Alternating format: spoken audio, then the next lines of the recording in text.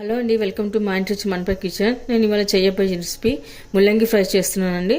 నేను ఇక్కడ ముల్లంగిని అంతా తీసుకొని ముందుగానంతా క్లీన్ చేసి చెక్కు తీసి పెట్టుకున్నాను.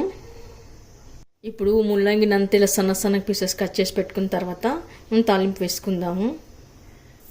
ఇప్పుడు కడాయి పెట్టుకొని ఆయిల్ వేసుకున్న తర్వాత మనం పచ్చిశనగపప్పు వేసుకుందాము. ఆ తర్వాత ఇప్పుడు కొద్దిగా మినపగుళ్ళు కూడా వేసుకుందాము. ఆ తర్వాత కొద్దిగా జీలకర్ర కూడా వేసుకుందాము. ఇవి వేయడం వల్ల, పప్పులు వేయడం వల్ల మంచి టేస్ట్ వస్తుందండి, చాలా మంచి స్మెల్ వస్తుంది. ఇవి కాస్త దూరగా వేగిన తర్వాత మనం సన్నగా కట్ చేసి పెట్టుకున్న ఆనియన్ ముక్కలు కూడా వేసుకుందాము. ఆ తర్వాత కొద్దిగా కరివేపాకు కూడా వేసుకుందాము. తర్వాత కొద్దిగా పసుపు వేసుకుందాము.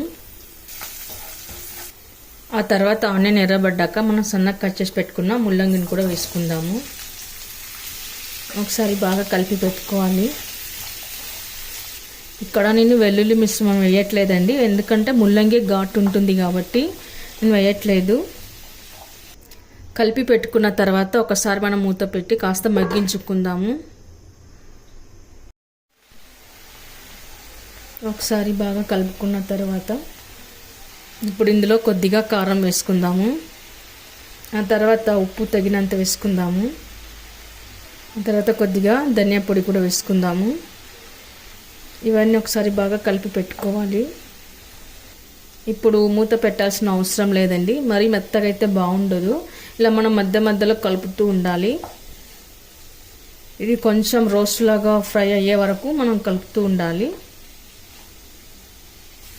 ఇలా అంతా కలుపుకున్న తర్వాత మనం ఒకసారి ఉడికిందా లేదా ఇలా టెస్ట్ చేసుకోవాలి. ఇలా ఇప్పుడు ఇంకాస్త మగ్గనివ్వాలి. ఇప్పుడు మొత్తం ఇలా దోరగా వేగాక మనం పల్లీల పొడి వేసుకోవాలి. ఆ తర్వాత ఒకసారి కలిపి పెట్టుకోవాలి. ఆ తర్వాత ఇప్పుడు సన్నగా తురిమి పెట్టుకున్న కొబ్బరి పొడి కూడా వేసుకోవాలి. ఇది ఎండు కొబ్బరి పొడి అండి, డ్రై కోకోనట్ పౌడర్. అన్నీ వేసాక ఒకసారి బాగా కలుపుకోవాలి.